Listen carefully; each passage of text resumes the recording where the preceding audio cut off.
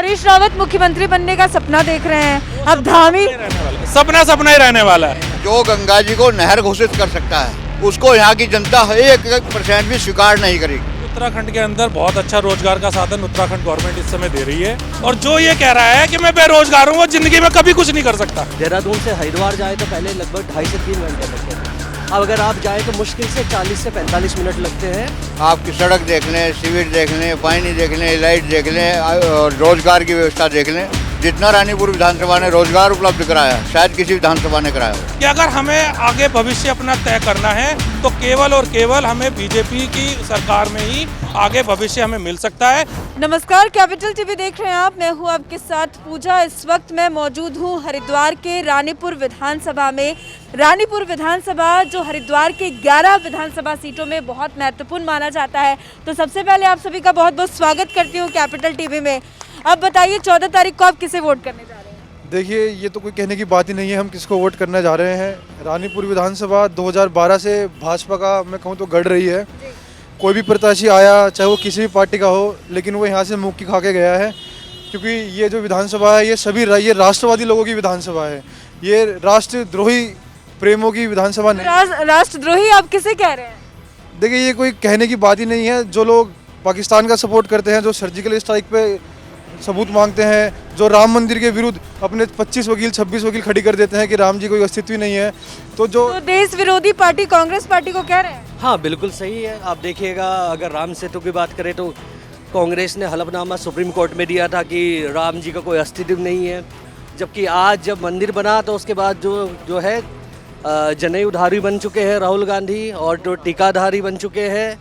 और देखिएगा अभी उन्होंने क्या कहा था, अभी जैसे ही अलीगढ़ में कुछ हुआ था तो पूरा हंगामा मच गया था, जब उनके स्टेट में राज्य सरकार जहां पे उनकी कांग्रेस की अगर कुछ होता है तो वहां बिल्कुल चुप्पी साध लेते हैं। उत्तर प्रदेश में चल रहा है कि जो राम को लाए हैं हम उनको लाएंगे, यानी कि बीजेपी की सरकार आएगी। उत्तराखंड का मिजाज क्या है? उत्तराखंड की जनता क्या चाहती है? उत्तराखंड की जनता जो 2017 में चाहा था वही 2022 में चाहेगी। लेकिन कहते हैं कि सरकारें रिपीट नहीं होती उत्तराखंड में। ये तो उन लोगों का एक अपना विचार है जिनको अपने आप में विश्वास नहीं है। जिनको अपना विश्वास नहीं है तो वो क्या तो दोबारा सरकार बनाएंगे, क्या नहीं बनाएंगे। उनका तो भगवान ही मालिक है, अल्लाह मालिक है। उसको जो है ना अल्लाह का ही दरबार में जाना पड़ेगा। आपका पूरा नाम क्या है? मेरा नाम प्रमोद सैनी। प्रमोद सैनी जी है, तो कह रहे हैं कि विकास के मुद्दे पे वोट होगी, आप ये मानते हैं? नहीं, विकास तो किया ही भारतीय जनता पार्टी ने, उसमें कोई दो राय नहीं है। क्या विकास हुआ है आपके क्षेत्र? आपकी सड़क देख लें, सीवर देख लें, पानी देख लें, लाइट देख लें और रोजगार की व्यवस्था देख लें। जितना रानीपुर विधानसभा ने रोजगार उपलब्ध कराया शायद किसी विधानसभा ने कराया हो। कुछ नौजवानों से भी बात करेंगे, रोजगार मिले हैं क्या? देखो, रोजगार सबको मिला हुआ है। जहाँ देश में 14 साल का बच्चा काम कर रहा है, वो देश में बेरोजगारी कहाँ से आ सकती है? ठीक है ना। अब हर 14 साल का बच्चे देखो, किसी भी दुकान देखो हर काम कर रहा है, तो बेरोजगारी कहाँ है? जब 14 साल का बच्चा काम कर रहा है तो बेरोजगारी होने का सवाल ही पैदा नहीं होता। अब लोग वह काम नहीं करना चाहते तो बात अलग है, ठीक है ना। जो लोग काम ही नहीं करना चाहते हैं, उन्हें फ्री में बैठे खाने की आदत हो गई है, तो वो रोजगार कहाँ से करेंगे? वो तो ये चिल्लाएंगे बेरोजगारी है, बेरोजगारी बेरोजगारी है। तो रोजगार का साधन है भरपूर। बिल्कुल, उत्तराखंड के अंदर बहुत अच्छा रोजगार का साधन उत्तराखंड गवर्नमेंट इस समय दे रही है। यहाँ पर टूरिज्म के लिए इतना बड़ा इस समय स्कोप दिया है माननीय नरेंद्र मोदी जी ने।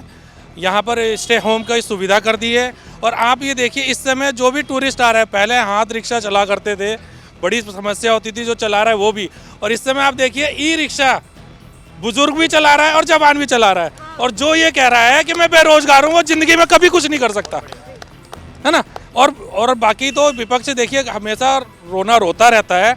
अभी कल ही उत्तराखंड में हमारे गंगा जी पे कांग्रेस के उपाध्यक्ष जी आए थे, वो जो चुनावी दौर में गंगाओं में नहाते हैं और जनेऊ धारण करते हैं, वो भी पता नहीं क्या क्या किसको अपना अर्जुन और किसको कृष्ण बता के अभी उनसे पूछा जाए तो वो खुद ही कंफ्यूज हो जाएंगे कि किसको मैंने अर्जुन और किसको कृष्ण बताया था, है ना। तो ये तो सब चुनावी वो रहता है। लेकिन उत्तराखंड की जो सरकार में इस समय जो कार्य हुए हैं वो आज तक कभी कांग्रेस की गवर्नमेंट में ना हुए, ना हो सकते हैं। और हमारे रानीपुर की बात करें तो हमारे रानीपुर के जो विधायक, लाडले विधायक माननीय आदेश चौहान जी जो हैं, उन्हें बच्चे से लेके बुजुर्ग तक बिल्कुल जो मैंने शब्द बताया लाडला, वो बिल्कुल अपने घर के सदस्य जैसा मानता है और बहुत प्यार देता है। और भारी मतों से इस बार उनको विजयी बनाएगा। तो लाडला विधायक कह रहे हैं, आपके लिए लाडले हैं विधायक जी? हाँ जी, कितने लाडले हैं? हमारे तो रिश्तेदार भी हैं, लाडले भी हैं। अच्छा, रिश्तेदार तो भी हैं। और 2012 से यह सीट उन्हीं पर रही है और आगे भी उन्हीं पर रही। चाहते हैं गली मोहल्ले में लोगों से बातचीत करते हैं, उनकी समस्याएं सुनते हैं? हाँ बिल्कुल सुनते हैं, जो उनकी समस्या होती है हम उनको कितना वक्त देते हैं लोगों को? कम से कम आधा घंटा 1 घंटा देते हैं। कितना काम किया है इस क्षेत्र में? बहुत काम किया, क्या काम किया? सारे काम किए हैं, जो भी काम है, जिसका भी जो काम है वो उन्होंने काम किए है उसके। अगर मैं केवल रानीपुर विधानसभा की बात करूं तो अभी तक मैं समझता हूं कि पूरे प्रदेश में एक अकेली रानीपुर विधानसभा ऐसी होगी जिसमें 250 करोड़ के काम इस वक्त तक इस विधानसभा में हो चुके हैं और हो रहे हैं। इसी के साथ साथ 1200 करोड़ का काम सीवर का है, जो जगजीतपुर, हमारा ज्वालापुर, सोहेल नगर जो एरिया सीवर वंचित था, उसके लिए भी हमारे विधायक जी, हमारे प्रदेश अध्यक्ष माननीय मदन कौशिक जी जर्मनी जाके वर्ल्ड बैंक से लोन लेके वहाँ के बैंक को, और उसका काम भी बहुत जल्दी स्टार्ट होने वाला है। तो मैं नहीं समझता कि इतना काम 300-250 करोड़ का काम किसी भी विधानसभा में हुआ होगा। पर हरीश रावत मुख्यमंत्री बनने का सपना देख रहे हैं, अब धामी रहने वाला सपना ही रहने वाला है वो सब। है कि दोबारा सत्ता में आए। जो हरीश रावत की जो ना लड़की वहाँ से पहले हरीश रावत जो हारे थे वहाँ से विधानसभा से, आपका वाबी ग्रामीण विधानसभा से हारेगी बस। देखिए, जो व्यक्ति उत्तराखंड जैसी देवभूमि में जहाँ गंगोत्री है, यमुनोत्री है, बद्रीनाथ है, केदारनाथ है, माँ गंगा है, और उसमें मुस्लिम यूनिवर्सिटी के बाद जो हरीशुद्दीन है, जो हम लेकिन वो कह रहे हैं कि अगर उनकी सरकार बन गई तो वो मुस्लिम विश्वविद्यालय बना देंगे। ऐसे जो गंगा जी को नहर घोषित कर सकता है उसको यहाँ की जनता 1% भी स्वीकार नहीं करेगी। क्यों मुस्लिम यूनिवर्सिटी की बात कर रहे हैं? जी मैम, ये देखिएगा, तुष्टीकरण की राजनीति केवल जो है कांग्रेस से ही सीखी जा सकती है। पिछले 72 सालों में देश का जो 70 सालों में जो सर्वनाश किया है कांग्रेस ने, चाहे वो केंद्र की सरकार हो चाहे वो राज्य की सरकार हो, उसे कभी भी जो है क्षतिपूर्ति लगने में भी कम से कम अगले 10 सालों की ज़रूरत होगी। और सबसे अच्छा एग्जाम्पल देखिएगा, आप राष्ट्रीय राजमार्ग को देखिएगा। आप देहरादून से हरिद्वार जाए तो पहले लगभग 2.5 से 3 घंटे लगते थे, अब अगर आप जाए तो मुश्किल से 40 से 45 मिनट लगते हैं, और बहुत ही अच्छा, आपको पता भी नहीं चलता, कोई एक गड्ढा भी नहीं है कि आराम से सीधा यहाँ से स्टार्ट करेंगे और गाड़ी वहीं रुकेगी। चारधाम परियोजना, पहाड़ों में रेल, ऐसे कई सपने थे जो मोदी जी पूरा कर रहे हैं। पर विपक्ष एक पलायन का मुद्दा बार बार उठाता है कि उत्तराखंड में पलायन बहुत ज्यादा हुआ, जिसकी वजह से लोग वोट नहीं करेंगे बीजेपी। नहीं, वो पलायन हुआ, वो बात आपकी बिल्कुल ठीक है, उसे मान सकते हैं हम कुछ %, लेकिन अभी वही जो पलायन कर गए थे वो वापस आ रहे हैं। कोविड के टाइम में आपने देखा होगा, वो जितने गए थे वो सब अपने गांव में वापस आ गए, और जो स्टे होम की जो रोजगार की जो बात करी है गवर्नमेंट ने, वो उसी की देन है। और आपके स्टे होम के साथ साथ जो नहरों में बोट चालन करते हैं, ऋषिकेश में बहुत सारी बोटें, नावें चलती हैं, वो सब बहुत सारे रोजगार यहाँ मिल रहे हैं, अब वो सब वापस आ रहे हैं।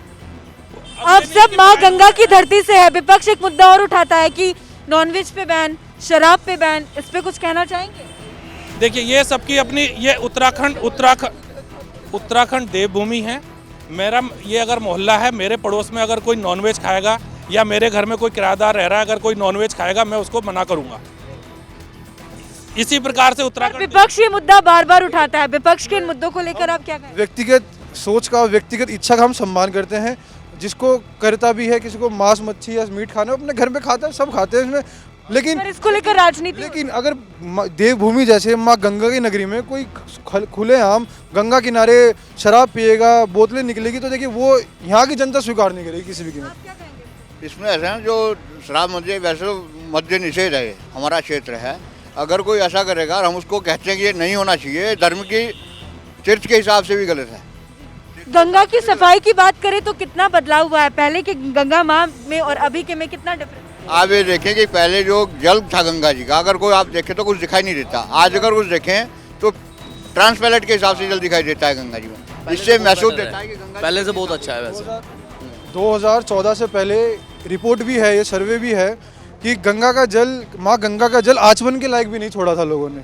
लेकिन 2014 के बाद जब से मोदी जी आए हैं, भारतीय जनता पार्टी की सरकार देश में आई है, नमामि गंगे बना है, ये इसी के तहत बना था कि जितने भी 5 राज्यों में माँ गंगा की जो जहाँ से धारा बहती है, उसको साफ सफाई का काम नमामि गंगे ने बहुत अच्छे से किया है। और आज जो भी गंगा हरिद्वार हर की पौड़ी पे आता है, वो आचमन भी करता है और जल को पीता भी है। तो क्या आप लोगों को लगता है कि माँ गंगा की सफाई पहले से ज्यादा अब हुई है? माँ गंगा पहले से ज्यादा और पवित्र हो गई है? जी हुई है। कितना बदला है? आज पहले जो हमने देखा था, यहाँ कूड़ा करकट के ढेर लगे रहते थे, यहाँ नदी नालों का पानी, आज की डेट में देखो सिविल लाइन पड़ गई, पूरे नाले साफ हो गए, स्वच्छता हो गई। और दूसरी चीज़, आज तुम इधर से दिल्ली से आए, आज आपने रोड देखी होगी कि रोड कैसी है। यहाँ से भी आप अंदर घुसे, ये रोड भी कैसी है, ये लोकल एरिया है। हाईवे तो चलो मोदी जी की देन उधर से है, लेकिन ये हमारे अंदर की रोड जो है हमारे आदेश चौहान जी की देन है, जो हम हैं यहाँ खड़े हैं। ये पब्लिक इतनी शांत मूड में है, नहीं तो आज चोरी डकैती, लाइट, बिजली, पानी सब सही है? बिल्कुल, हम तो यहाँ जानते भी नहीं लाइट कैसे जाती है। 24 घंटे लाइट? जी जी जी 24 घंटे। लाइट की कोई समस्या नहीं है। तो विकास के नाम पे आप लोग बीजेपी को वोट करने जा रहे हैं, दूर दूर तक कोई नहीं है। नहीं है, तो कोई नहीं है, कोई नहीं। पुष्कर सिंह धामी कह रहे हैं कि अब की बार 60 पार, वादा पूरा होगा? क्या पुष्कर धामी जी नहीं, ओ धामी जी, मोदी और योगी आई कौन है यहाँ, और कोई नहीं है। योगी तो उत्तर प्रदेश में, उत्तराखंड में भी उनका दबदबा है क्या? है तो उत्तराखंड के ही ना। धामी जी तो धामी जी हैं, उनका तो धामी जी युवा नेता हैं, 43 साल की 44 साल की उनकी आयु है। पहले युवाओं के संबंध में युवा मोर्चा के हमारे प्रदेश अध्यक्ष रहे हैं 2 बार, तो उन्हें युवाओं की भी समस्या का पता है कि युवा क्या चाहता है। तो एक नई सोच, एक युवा सरकार लेके वो आ रहे हैं। तो आम आदमी पार्टी की तरफ से भी बहुत फ्री के वादे किए गए, कहीं है दूर दूर तक? नहीं, कुछ नहीं। देखिए, पार्टी कहीं भी नहीं है, कहीं भी नहीं है आम आदमी पार्टी। फ्री बिजली का ये सोचते हैं कि जिस दिन मिल जाएगा उस दिन थप्पड़ थप्पड़ मार के कान खींच देंगे, ऐसा है आम आदमी पार्टी यहाँ पे। तो फ्री बिजली का वादा कर रहे हैं? नहीं चाहिए, ये सब गलत वादा है उनका, ऐसा कुछ नहीं होगा। और ना उत्तराखंड की जनता को ये वादे चाहिए। उत्तराखंड की जनता फ्री लॉलीपॉप के चक्कर में नहीं, कोई चक्कर नहीं, ऐसा कोई चक्कर नहीं है। जनता शुरू से ही कर्मठ रही है, अपने पे काम करके विश्वास रखती है और हमेशा मेहनत कश रही है। यहाँ पर अगर कोई भी ये कह रहा है कि मैं फ्री में ये दे रहा हूँ, तो वो सबसे पहले फ्री में अपनी जेब से तो देगा नहीं, किसकी जेब से? हम जनता की जेब से निकालेगा। तो इतनी बेवकूफ़ हमारी उत्तराखंड की जनता नहीं है। और यहाँ आपको जो केजरीवाल जी की पार्टी है, वो सब दिल्ली में वो देख चुके हैं। यहाँ के काफ़ी उत्तराखंड के वासी, जैसा आपने पहले प्रश्न करा था, दिल्ली के अंदर रहते हैं, वो सभी बता चुके हैं कि दिल्ली में केजरीवाल जी ने क्या स्थिति कर दी है, दिल्ली का बेड़ा गर्क कर दिया है। तो उत्तराखंड में वो स्थिति आपके द्वारा नहीं करने दी जाएगी। यहाँ केवल और केवल भाजपा की सरकार बनेगी। लेकिन कंपटीशन तगड़ा है, कांग्रेस भी है टक्कर में। लगता नहीं है। लेकिन जहाँ तक केजरीवाल जी की बात है, तो वो सबको मुफ्त बांट रहे हैं, है ना। और उत्तराखंड का आदमी है, मेहनती आदमी है, वो मेहनत करके खाता है, तो मुफ्त का तो उन्हें चाहिए ही नहीं, है ना। यहाँ तो भैया जो विकास करेगा, अच्छा व्यक्ति होगा, उसका व्यक्तित्व अच्छा होगा, उसकी सोच अच्छी होगी, वही राज करेगा उत्तराखंड के लोग। तो योगी जी का भी दबदबा आप लोग मान रहे हैं, क्योंकि योगी जी उत्तराखंड से हैं और बीजेपी के मुख्यमंत्री हैं उत्तर प्रदेश से, तो उनका भी इम्पैक्ट पड़ेगा, आप ये कहना चाह रहे हैं? जरूर पड़ेगा उनके उस पर। योगी जी के बारे में कुछ कहना चाहेंगे? योगी जी उत्तराखंड के हैं, इसलिए उनका वोट भी है। वोट किसके नाम पे पड़ेगा? मोदी के नाम पे, योगी के नाम पे? योगी, मोदी योगी, फिर पुष्कर सिंह धामी, लेकिन 3 बार विधायक जी के नाम। लेकिन 3 बार मुख्यमंत्री बदले गए हैं बीजेपी की सरकार में। पिछले 1 साल की बात करें, बार बार मुख्यमंत्री का बदलना, क्या इम्पैक्ट पड़ेगा? नहीं, उसका कोई इम्पैक्ट नहीं है। देखिए, ये जब कार्य होता है या घर का भी कोई होता है, या मैं भी कहीं जॉब करता हूँ या काम करता हूँ, तो वो देखा जाता है कि किस प्रकार से काम हो रहा है। और कहीं ना कहीं अगर कोई खामी होती है तो वो बदल दिया जाता है, उसमें अदरवाइज लेने की कोई ज़रूरत नहीं है। और यहाँ की जनता उस चीज़ को महसूस कर चुकी है। और कहीं पे कोई टेक्निकल चीज़ आई थी तो वो उसका भी सोल्यूशन किया गया। और अब जो धामी जी हैं, और उनके आते ही आप देखिए कितना तेज़ी से विकास कार्य हुआ है, सभी जनता खुश है, बच्चे बुजुर्ग बूढ़े सब खुश हैं। लेकिन हरीश रावत कह रहे हैं कि बीजेपी उत्तराखंड को संभाल नहीं पा रही। देखिए, वो तो अब वो खुद ही हरीश रावत जी अपने कार्यकाल में जो है नहीं संभाल पाए। जब विजय बहुगुणा जी मुख्यमंत्री थे इस प्रदेश के अंदर, तो वो क्या करते थे, वो चिट्ठी लिखते थे। तो जब वो बहुगुणा जी हटे और हरीश रावत जी मुख्यमंत्री बने, तो बहुगुणा जी ने उनको कहा कि रावत जी आप मुख्यमंत्री बन चुके हो, जो चिट्ठियाँ आपने लिखी है वो सब लिखी हुई है, उनको आप जो हो काम उन पर करना। तो हरीश रावत जी ने ये जवाब दिया था कि मैं चिट्ठी लिखने का शौकीन हूँ, पढ़ने का और करने का शौकीन नहीं हूँ। तो इसलिए जो हरीश रावत जी को कोई जानकारियाँ नहीं है, वो केवल जो है ना अच्छे ड्राफ्टिंग है और काम करने वाले नहीं है।